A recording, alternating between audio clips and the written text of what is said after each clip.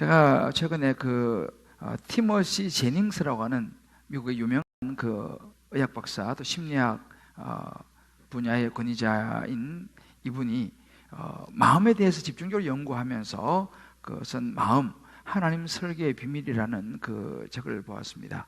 그 책 안에 이런 글귀가 있습니다. 의사라면 누구나 말하듯이 치료로 가는 가장 중요한 단계는 올바른 진단이다. 진단이 정확하면 병이 나을 가능성이 한결 높아진다. 반대로 진단이 부실하면 아무리 의사의 실력이 뛰어나다 하더라도 대개 결과도 나쁘다 하는 이야기입니다. 중요한 것은 진단이라는 것이죠. 그래서 이 진단이 정확해야지 그 다음 단계로 나가고, 그러나 진단만 하고 또 멈추는 건 아니죠. 진단에 따라서 정확한 그런 처방과 치료, 이제 회복 이런 것들이 이제 따라주는 것이 필요합니다. 제가 그 글을 쭉 읽으면서 저는 이제 목사지 않습니까?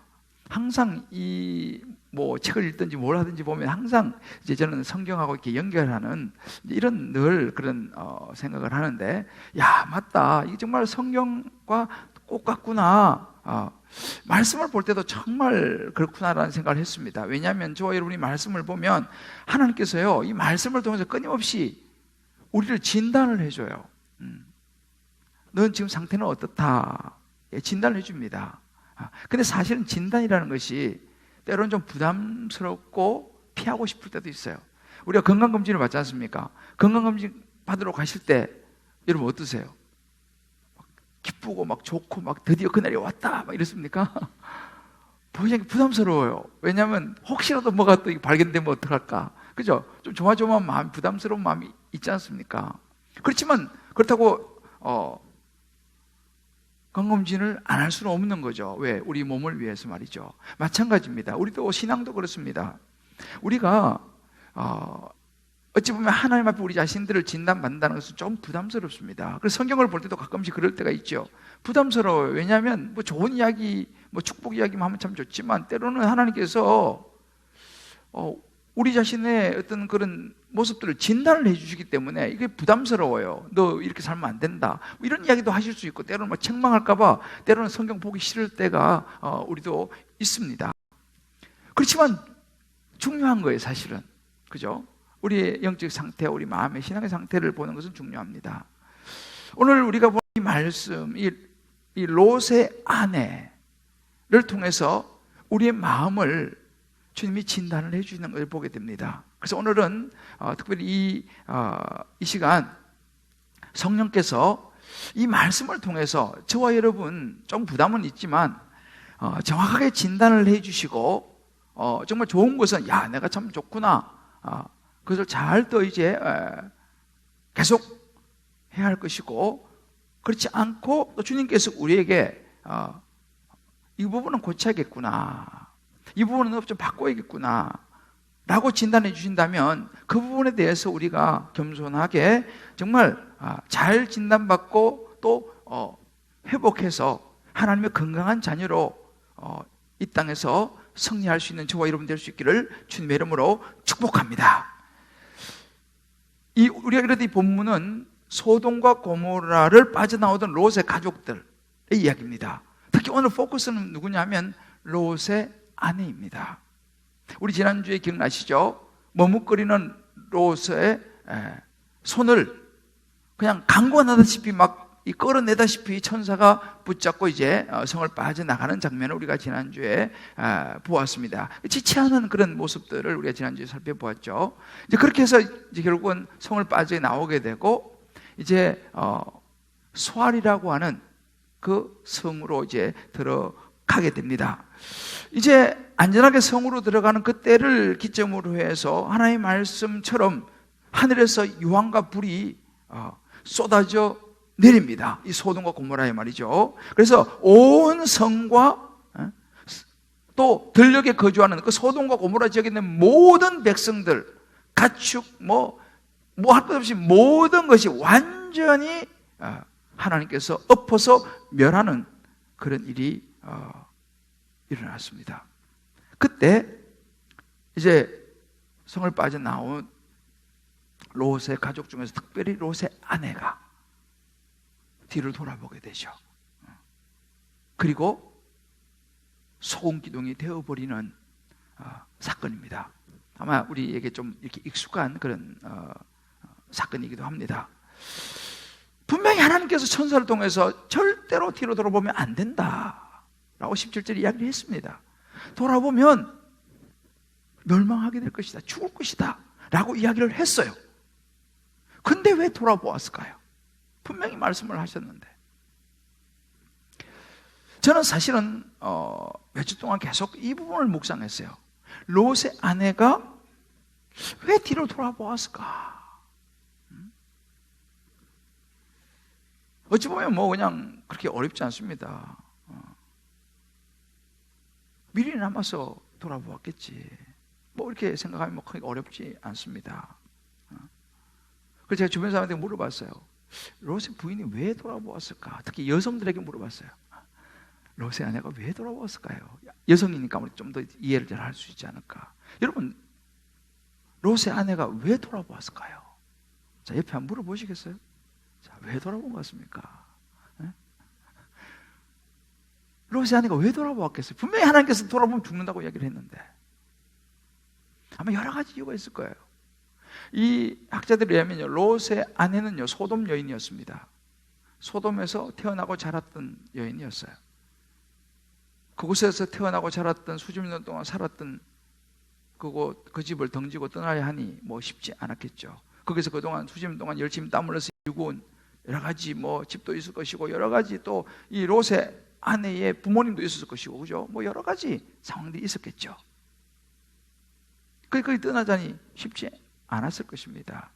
또 하나님 심판을 얘기하는데 막 무슨 소리가 막 들려오지 않겠습니까? 궁금한 것도 한 거예요. 하나님의 심판이 어떤 거지? 뭐 등등 여러 가지 상황이 있었겠죠. 아무튼 돌아보았습니다.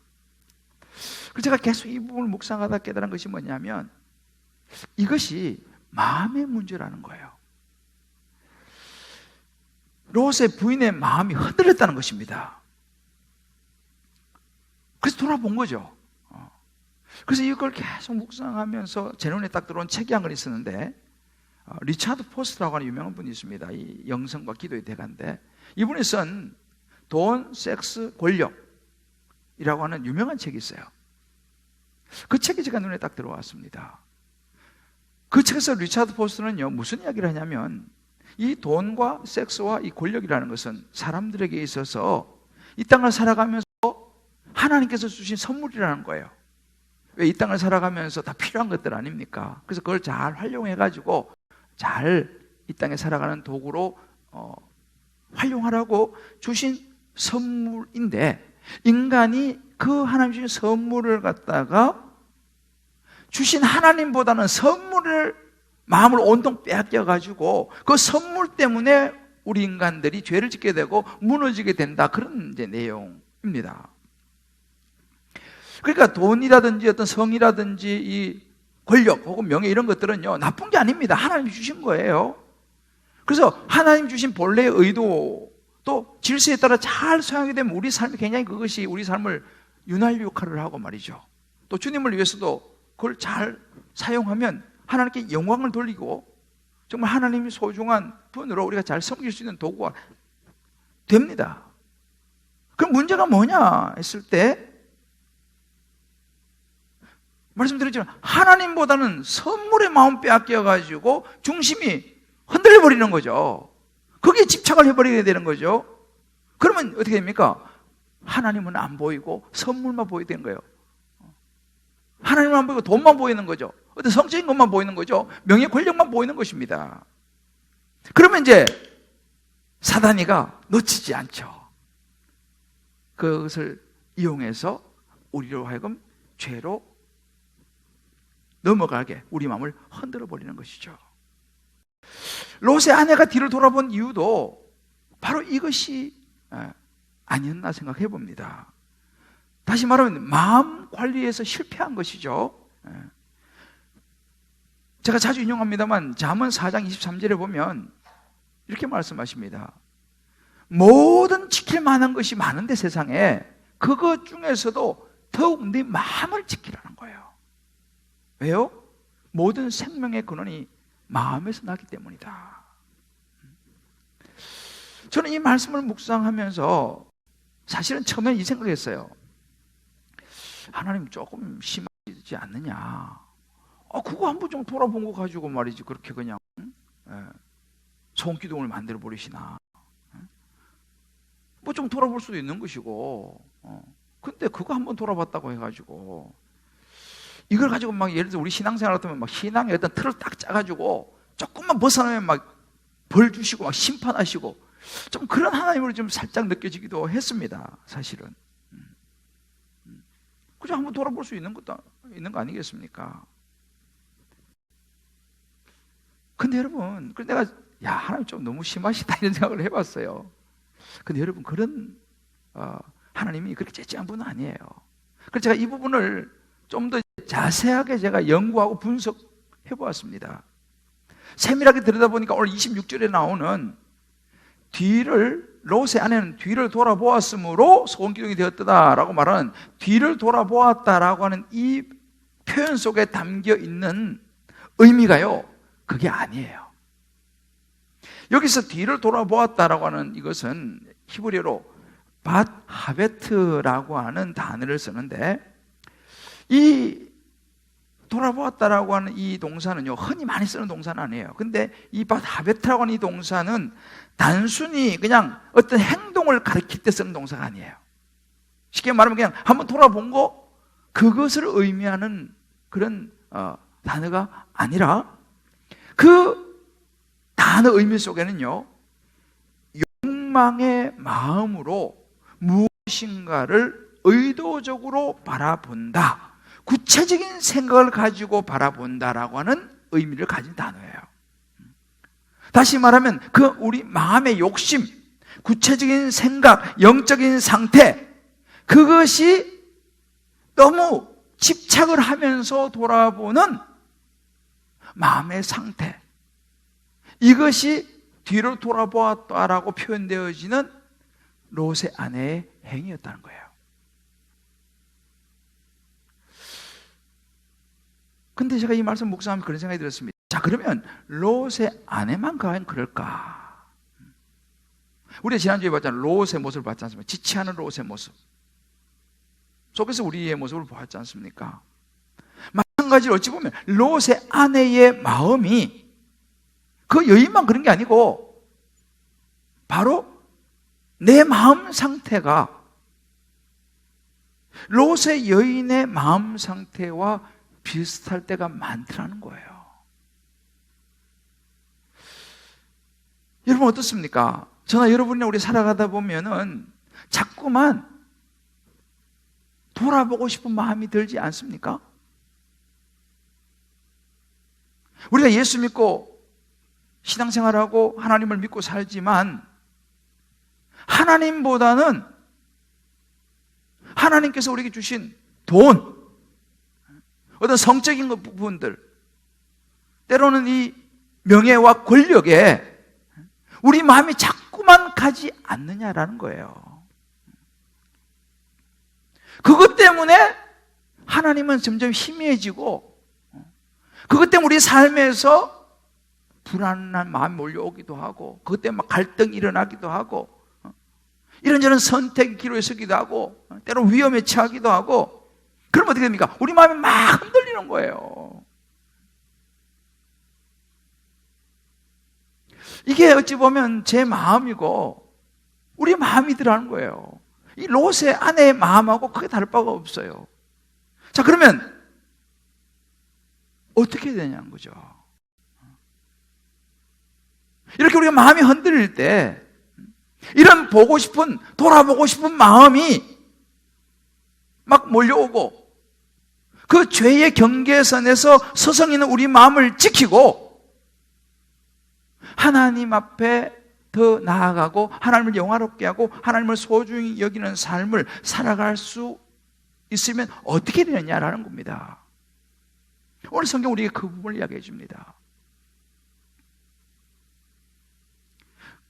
그럴 때 우리 마음을 다스리는 방법이 첫 번째가 뭐냐 하면 하나님의 심판의 때가 있다는 것을 기억해야 한다라고 오늘 소돔과 고모라의 사건을 우리에게 이야기해 줍니다. 24절을 보게 되면 롯이 소알에 들어갈 때에 라는 구절이 나옵니다. 여호와께서 하늘 곧 하나님께로부터 유황과 불을 소돔과 고모라에 비같이 내리셨다. 이 말 속에서 우리는요, 소돔과 고모라에 하나님의 심판이 임한 것을 보게 됩니다. 하나님의 심판이 임했다 라는 사실을 보게 됩니다. 물론 사람들은 이것을 안 믿는 사람들이 많죠. 무슨 하나님의 심판이야. 옛날 옛적 이야기 하는 거야. Once upon a time. 이렇게, 그죠? 뭔 소리 하는 거야. 이렇게 하고 많은 사람이 생각하겠지만, 사실은 이제 여러분 이스라엘에 가게 되면요, 이제 고고학자들의 그 연구 결과입니다. 그 사해를 아시죠? 가보신 분은 보셨을 것이고, 또 아마 사해는요, 송기가 많아갖고 수영을 할 줄 몰라도 몸이 둥둥 뜨는 그 사해가 있어요. 그 사해 지역이 소돔과 고모라 지역이라고 학자들은 말을 합니다. 왜냐하면은 그 사해 지역의 소돔과 고모라 지역의 당시 집안은요, 역청이 많아가지고 하늘에서 불과 유황이 쏟아져 있을 때에 그 집안이 녹아내려가지고 그 집안이 완전히 꺼져버렸다는 것입니다. 심판받고 멸망할 때 완전히 꺼져버렸어요. 그래가지고 어떤 일이 벌어지냐면 해수면보다 약 400m 가까이 낮아버린 거예요, 사해가. 그러니까 이 물이 바다로 나가지를 못하고 갇혀버린 것입니다. 그러니까 사해는요, 들어오는 물은 있지만 나가는 물이 없어요. 그래서 죽은 바다 사해가 된 것입니다. 그래서 썩지 않는 이유는 소금이 워낙 많기 때문에. 이게 사실은 고고학자들이 발견한 하나님의 심판이 있었다는 거예요. 그게 바로 사해라는 거죠. 물론 하나님 심판을 믿지 않는 많은 사람들은 인정하지 않을지 모르겠습니다만, 여러분 분명한 것은 뭐냐면요, 성경은 우리에게 하나님의 심판이 있다라고 이야기해 줍니다. 로마서 2장 5절에 이런 구절이 있습니다. 다만 내 고집과 회개하지 아니하는 마음을 따라 진노의 날 곧 하나님의 의로우신 심판이 나타나는 그날에 임할 진노를 내게 쌓는도다. 하나님의 심판이 나타나는 그날이 있다 이 말이에요. 그리고 히브리서 9장 27절은 우리 종종 듣는 말씀입니다만, 한 번 죽는 것은 사람에게 딱 정해져 있다는 거예요. 그 후에는 심판이 있다, 분명히 말합니다. 물론 사람들은 그걸 갖다가 농담으로 웃어넘기죠. 무슨 소리 하고 있어, 쓸데없는 소리 하고 있어. 또 어떤 분들은 그런 얘기 들으면 기분 나빠합니다. 무슨 심판이야. 그 실제로 교회를 다니는 그 분들도 신앙생활 하는 우리도 가끔씩은 이것이 좀 막연해요. 하나님의 심판 그러면 그래, 심판 내가 믿고 그럴 심판이 있겠지 생각합니다. 근데 거기까지예요, 사실은요. 진짜 우리가 하나님의 심판이 있다, 정말 천국과 지옥이 있다는 것이 내 마음에 확 와닿으면요, 그냥 인정하는 정도를 넘어서 확 와닿으면요, 그 하나님 나라, 하나님 앞에 서는 그 날을 준비를 하게 돼 있어요, 사람이요. 준비를 하게 돼 있어요. 내 마음에 와닿고 내가 확실히 믿으면 준비를 하게 되거든요. 그리고 또 그것이 확실히 하나님의 심판을 우리가 믿게 되면요, 내게 영향을 미칩니다. 영향을 안 미칠 수가 없어요. 그것이 내 마음에 영향을 미치면 어떻게 나타나냐면 내 삶으로 나타나게 돼 있어요. 그런데 실제로 많은 경우가 별로 영향을 미치지 않아요. 그런 이야기 있지, 나도 인정하고 그렇겠지라고 그냥 생각하지, 그것이 정말 내 마음에 깊이 다가오지 않기 때문에 그냥 신앙생활을 하며 살아갑니다. 여러분, 우리가 분명한 것은 뭐냐면요, 우리가 죽음은 끝이 아니고 죽음 이후에 하나님 앞에 서는 날이 온다는 사실이에요. 존 칼빈이 죽음에 대해서 이런 이야기를 했습니다. 죽음에는 탈출구가 없으며 죽음이 끝이 아니다. 죽음을 향해 갈 때 그것은 실상 참된 삶을 향해 가는 것이다 라고 이야기합니다. 죽음은 끝이 아니라는 거예요. 여러분, 우리가 알아야 됩니다. 이미 알고 있죠, 사실은. 그러나 그것이 깊이 다가오지 않아서 그렇죠. 하나님이 우리를 부르실 때가 있다는 거예요. 롯이 23절에 소알에 들어갈 때에 하나님이 그 때를 얘기하지 않습니까? 언젠지 몰라도 우리가 뭐 농담으로 여기더라도 우리는 하나님 앞에 서야 될 날이 온다는 사실이에요. 천국과 지옥이 있습니다. 가끔씩 장례식에 가서 이제 예배를 인도해 보면요, 어떤 분들은 장례식에 자기 부모님이라 할지라도 장례 예배에 들어오질 않아요. 자기는 안 믿는다고. 그게 우리의 현실이죠. 우리 요즘 가끔씩 뭐 재난 영화 같은 거 나오지 않습니까? 그걸 보면 막 그거 보면 무섭잖아요. 지구 종말 이런 거 보면 막 무섭습니다. 보는 때는 막 야, 그런데 참 우리가 약한 게요, 영화 끝나고 나오면 또 막 그냥 일상으로 돌아오면 잊어버려요. 그건 영화는 영화지. 여러분, 영화가 영화일까요? 물론 그렇게 똑같이 그렇게 되지 않을지 모르겠습니다. 리원영 얘기했지 않습니까? 사람들이 자기 이야기도 안 믿는 거예요. 뭔 소리 하냐고 잡아 가두는 거 아니에요, 이 좋은 세상에.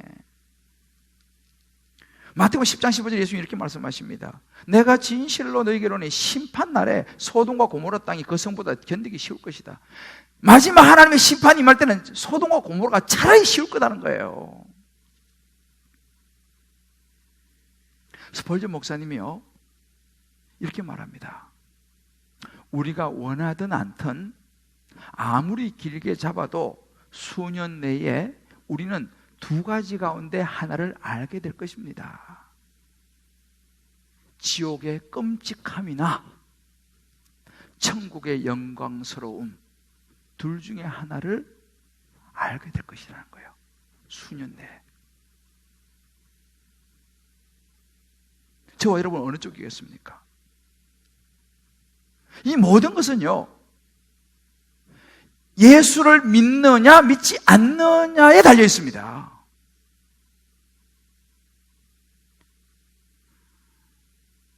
우리가 모두 죄인이죠. 예수 믿는 사람이 안 믿는 사람 다 죄인입니다. 저도 죄인이죠.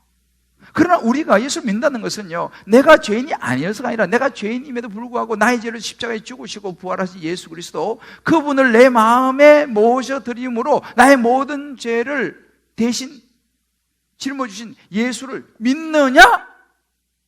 뭔 소리 하고 있어? 라고 하면서 믿지 않느냐? 이 결과에 따라서 우리는 가야 할 길이 달라진다는 것입니다. 예수를 믿게 되면요, 우리는 땅에 사는 때 뭐 죄도 짓고 이렇게 약한 모습 살지만은, 예수를 믿는다면 우리가 가야 할 길은 그야말로 하나님과 함께 할 수 있는 영광스러운 내일이 될 거라는 거예요. 할렐루야. 그러나 예수를 믿지 않는다면, 이걸 그냥 부인하고 농담으로 여긴다면 죄송하지만요, 여기서 우리가 예배를 드리고 있다 하더라도, 비록 우리 부모가 신실한 크리스찬이라 하더라도, 때로는 우리 자녀가 신실한 크리스찬이라 하더라도, 내가 예수를 안 믿으면요, 우리는 죄인의 길에 서게 될 것이라는 것입니다. 그래서 마태복음 25장 40절 이런 구절이 있습니다. 또 왼편에 있는 자들에게 이르되, 저주를 받은 자들아, 나를 떠나 마귀와 그 사자들을 위하여 예비한 영원한 불에 들어가라 라는 음성을 듣게 될 것이라는 거예요. 저와 여러분 한 분도 이 음성을 듣게 되지 않기를 주님의 이름으로 축복합니다. 절대로 이런 일이 일어나서는 안 돼요. 그래서 이사야 선지자가 이사야서 55장에 이렇게 말합니다. 악인은 그의 길을, 불의한 자는 그의 생각을 버리고 여호와께로 돌아오라. 돌아오라는 거예요, 빨리. 그리하면 그가 긍휼히 여기시리라. 우리가 하나님께로 돌아오라. 그가 너그럽게 용서하시리라. 저와 여러분 모두 다 확실하게 예수님께로 돌아갈 수 있게 되기를 주의 이름으로 축복합니다. 찬송가, 이런 찬송가 있죠. 어서 돌아오라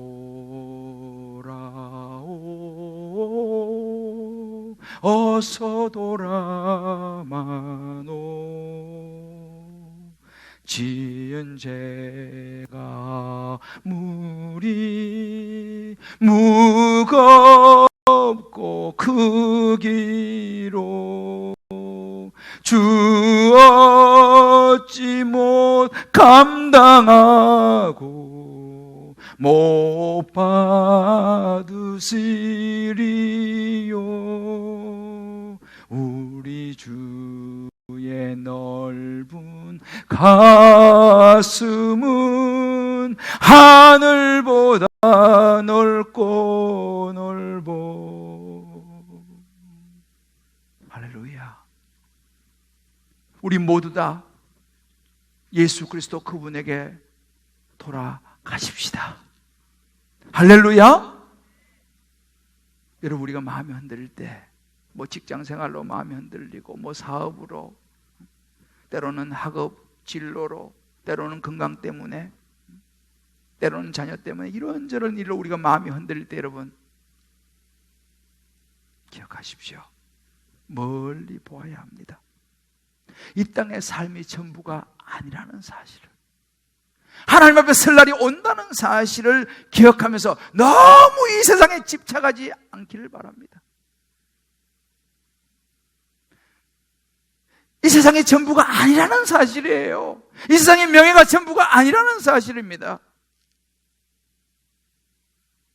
정말 하나님의 나라, 하나님 앞에 설 날을 기억하면서 내가 행동하고 말하고 살아가고 있는지 돌아봐야 됩니다. 부활이요 생명이신 예수 그리스도를 내가 확실히 붙잡고 있느냐? 그러면 되는 거예요. 할렐루야. 혹은 내 주변에 아직도 이 예수를 믿지 않고 소돔과 고모라에 주저앉아 있는, 내가 억지로라도 끌어 주어야 될, 손목을 붙잡고 끌어 주고 주님 앞에 데리고 나와야 될 사람이 있는가? 그런 사람이 일단 누군가 각자가 한번 적용해 보시길 바라요. 두 번째로, 마음이 흔들릴 때 내 생각이 아니라 하나님 말씀에 순종을 해야 합니다. 롯의 아내를 좀 더 생각해 봅시다. 왜 뒤로 돌아보았을까요? 말씀드린 것처럼 뭐 두고 온 부모, 친척, 정말 수십 년 동안 열심히 땀 흘려서 장만한 집, 뭐 가축, 뭐 이런 것들 이해가 되죠? 발걸음이 쉽게 떨어졌겠습니까? 뭐 이유는 많을 것입니다. 세상에 사연이 없는 사람은 없어요. 공동묘지 앞에 가보세요. 사연이 없는 사람이 있는지. 제가 이렇게 얘기했더만 일부 예배 끝나고 누가 그러더라고요. 목사님, 사연이 없는 사람이 있어요. 예? 누구요? 노사연. 노사연은 사연이 없대. 그 말도 많이 듣더라고요.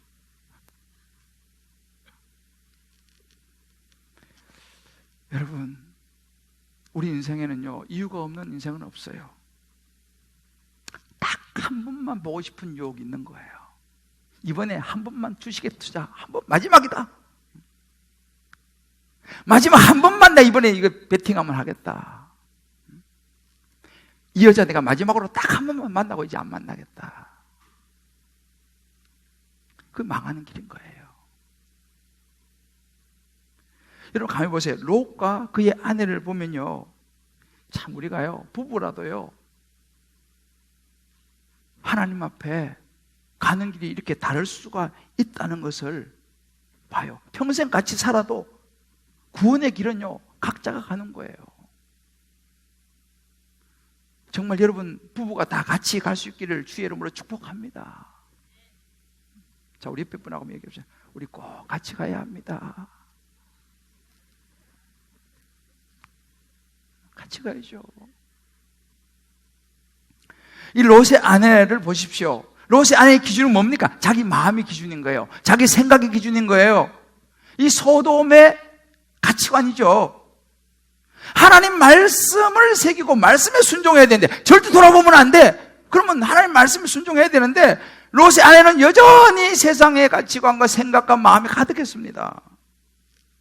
여러분, 우리 마음은요, 사실은요, 믿을 게 못 돼요. 저도 저 마음을 100% 이제는 믿지 않아요. 왜요? 우리 마음이라는 걸 가만히 보면요, 이게 환경에 따라서 변합니다. 누가 옆에서 와가지고 말 몇 마디 하지 않습니까? 그 말만 몇 마디 들어도 헷갈리는 게 우리 마음이에요. 우리 신념, 굉장한 신념, 10년도 별거 아니에요. 그 미국 예일대학에서 건강심리학이라고 하는 잡지에서 이제 발표된 연구 결과입니다.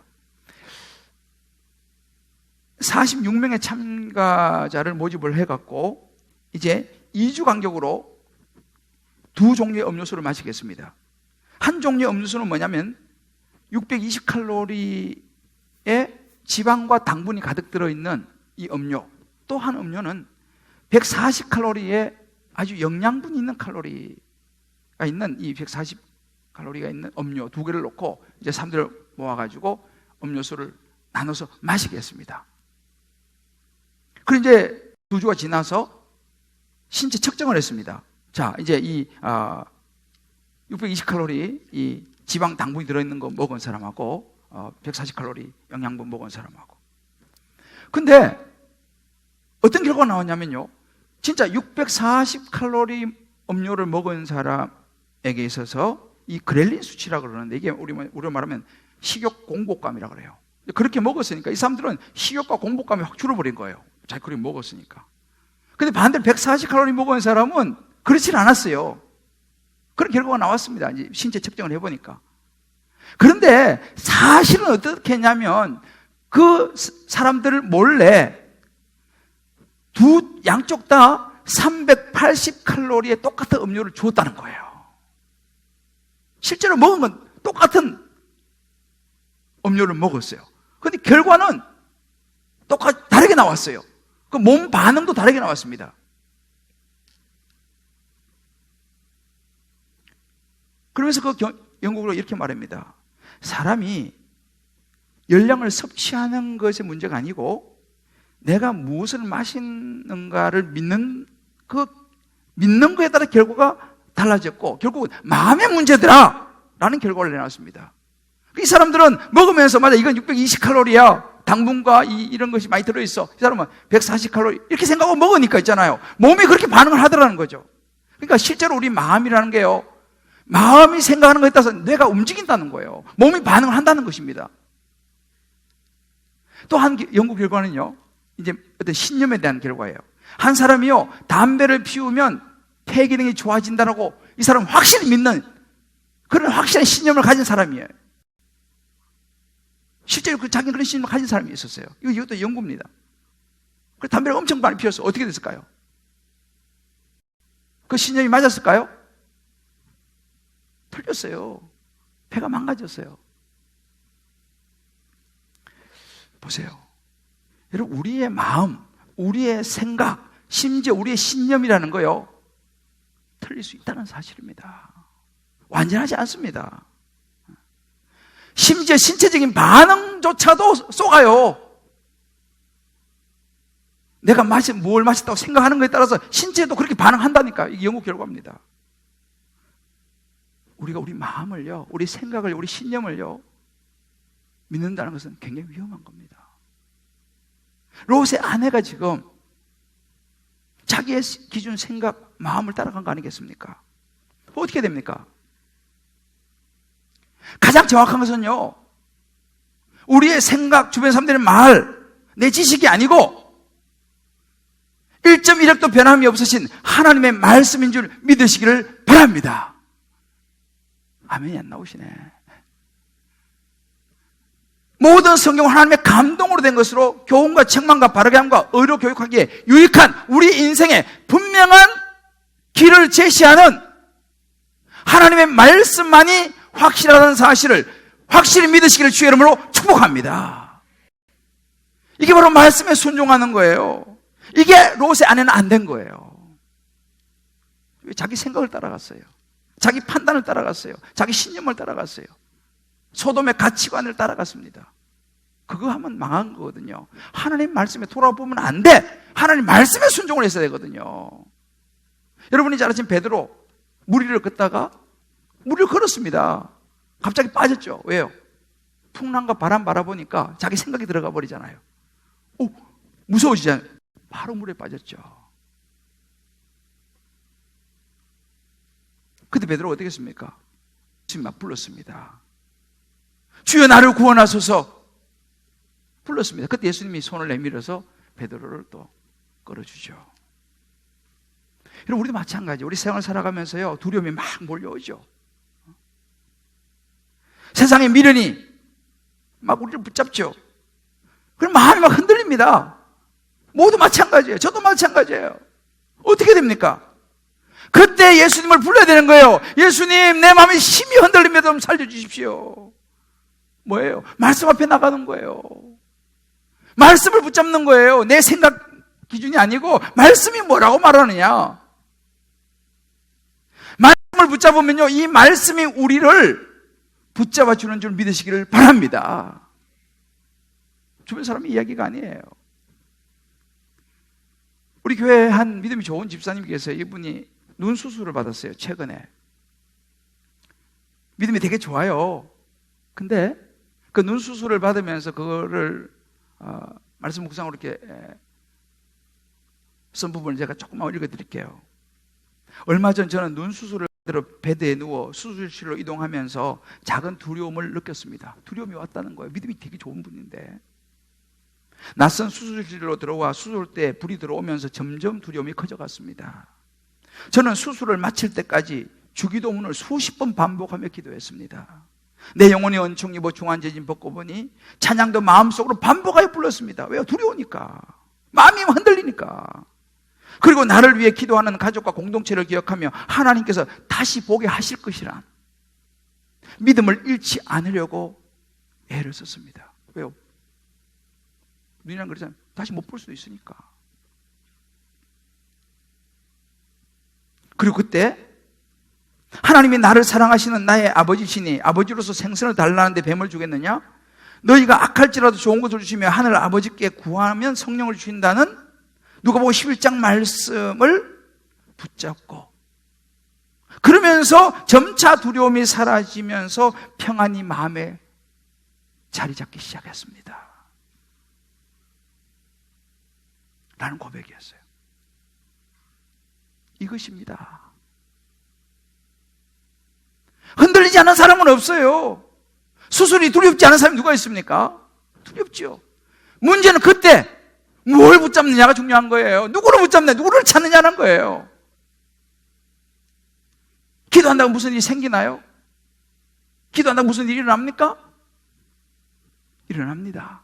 무슨 일이 일어날까요? 이번 주 수요일 날 제가 설교 그거예요. 사랑하는 우리 성도 여러분,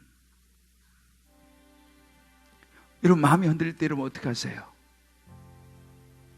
하루에도 여러분 이런저렇게 마음이 흔들릴 때 여러분 뭘 붙잡습니까?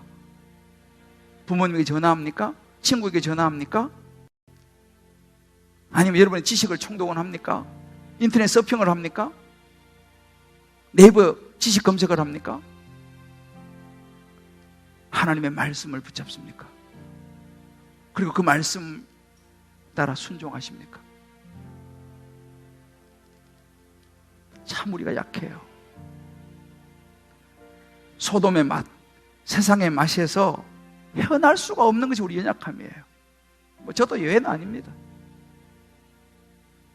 심판이 와서 다 무너질 줄 알았으면 돌아보면 자기가 소금기둥이 될지 알았으면 롯의 부인이 돌아봤을까요? 돌아보는 순간 소금기둥이 된다는 걸 자기 알았으면요. 돌아보았을까요? 그래도요? 그럼 몰랐습니까? 아니 하나님께서 말씀하셨잖아요. 천사를 통해서. 모르는 게 아니었어요. 들었어요. 그런데 그것이 크게 그 마음을 잡지를 못했어요. 그리고 잊어버렸겠죠. 미래에 남았죠. 돌아보한 것입니다. 우리 지금 예수를 믿었지만요, 여러분 중에는 지난 예수 믿기 전에 달콤했던 시절들이 한 번씩 떠올라서 한 번만 다시 그 세계로 돌아갔다 올까? 그런 마음이 드는 분이 계실지도 모르겠어요. No turning back. 할렐루야. 돌아서서 안 됩니다, 여러분.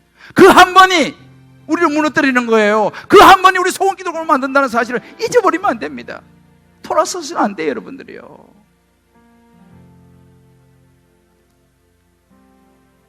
마음이 흔들릴 때 꼭 기억하십시오. 이 땅의 삶이 전부가 아니라는 사실, 서울대학교가 전부가 아니라는 사실을요, 하버드가 전부가 아니라는 사실을요, 대통령이 전부가 아니라는 사실을요. 잠깐입니다, 여러분. 잠깐이요. 영원한 세계가 우리 기다리고 있어요. 무엇이 중요한디? 그런 말 있지 않습니까? 뭐가 중요합니까? 하나님 앞에 서는 그날을 기억하면서 오늘의 흔들리는 이 마음을 주님 앞에 말씀에 순종하면서, 내 생각 주변의 사람들 말고 말씀에 순종하며 저와 여러분 중심을 잡고 나아갈 수 있게 되기를 주의 이름으로 축복합니다.